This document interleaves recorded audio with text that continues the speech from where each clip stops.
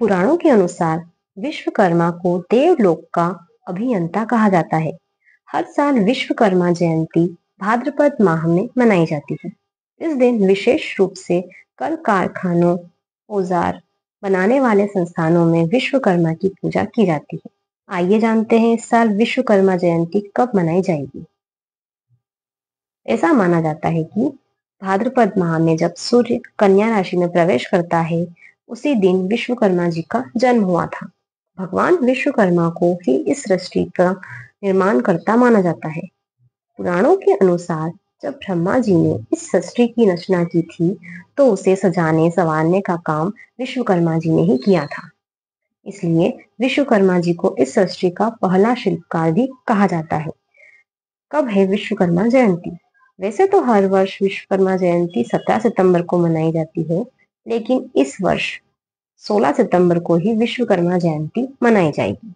इसका कारण यह है कि इस साल सूर्य कन्या राशि में 16 सितंबर को ही प्रवेश कर रही है। विश्वकर्मा जयंती को कन्या संक्रांति के नाम से भी जाना जाता है। इस दिन हथियारों की पूजा इसलिए की जाती है क्योंकि भगवान विश्वकर्मा ने असुरों से युद्ध के समय देवताओं के लिए कई तरह के हथियारों का निर्माण किया था।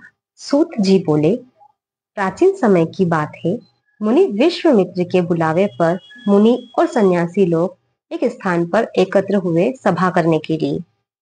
सभा में मुनि विश्वामित्र ने सभी को संबोधित किया। मुनि विश्वामित्र ने कहा कि हे मुनियों, आश्रमों में दुष्ट राक्षस यज्ञ करने वाले हमारे लोगों को अपना भोजन बना लेते हैं, यज्ञों को नष्ट कर देते हैं, जिसके कारण हमारे पूजा पाठ, ध्यान आदि में परेशानी हो रही है। इसीलिए अब हमें तत्काल उनके कुकृत्यों से बचने का कोई उपाय अवश्य करना चाहिए। मुनि विश्वामित्र की बातों को सुनकर वशिष्ठ मुनि कहने लगे कि एक बार पहले भी ऋषि मुनियों को इस प्रकार का संकट आया था। उस समय हम सब मिलकर ब्रह्मा जी के पास गए थे। ब्रह्मा जी ने ऋषि मुनियों को संकट से छुटकारा पाने के लिए उपाय बताया था। ऋषि लोगों ने ध्यान पूर्वक वशिष्ठ मुनि की बातों को सुना और कहने लगी कि वशिष्ठ मुनि ने ठीक ही कहा है, हमें ब्रह्मदेव की ही शरण में जाना चाहिए। ऐसा सुन सब ऋषि मुनियों ने स्वर्ग को प्रस्थान किया। मुनियों के इस कष्ट को सुनकर ब्रह्मा जी को बड़ा आश्चर्य हुआ। ब्रह्मा जी कहने लगे कि हे मुनियों, राक्षसों से तो स्वर्ग में रहने वाले देवता को भी भय लगा रहता है, फिर मनुष्यों का तो कहना ही क्या, जो बुढ़ापे और मृत्यु के दुखों में लिप्त रहते हैं। उन राक्षसों को नष्ट करने में श्री विश्वकर्मा समर्थ है। आप लोग श्री विश्वकर्मा की शरण में जाएं। इस समय पृथ्वी पर अग्नि देवता के पुत्र मुनि अंगिरा यज्ञों में श्रेष्ठ पुरोहित हैं और जो श्री विश्वकर्मा के भक्त हैं, वही आपके दुखों को दूर कर सकते हैं। इसीलिए हे मुनियों, आप उन्हीं के पास जाएं। सूत जी बोले। ब्रह्मा जी के कथन के अनुसार मुनि लोग अंगिरा ऋषि के पास गए। मुनियों की बातों को सुनकर अंगिरा ऋषि ने कहा, हे मुनियों, आप लोग क्यों व्यर्थ में इधर उधर मारे मारे फिरे रहे हैं?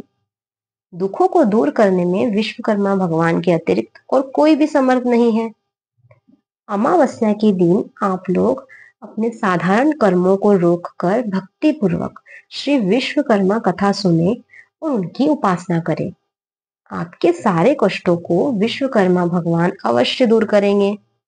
महर्षि अंगिरा की बातों को सुनकर सभी लोग अपने अपने आश्रमों को चले गए। तत्पश्चात अमावस्या के दिन मुनियों ने यज्ञ किया।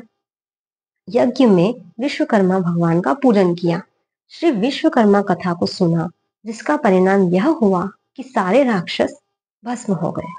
यज्ञ विघ्नों से रहित हो गया, उनके सारे कष्ट दूर हो गए। जो मनुष्य भक्ति भाव से विश्वकर्मा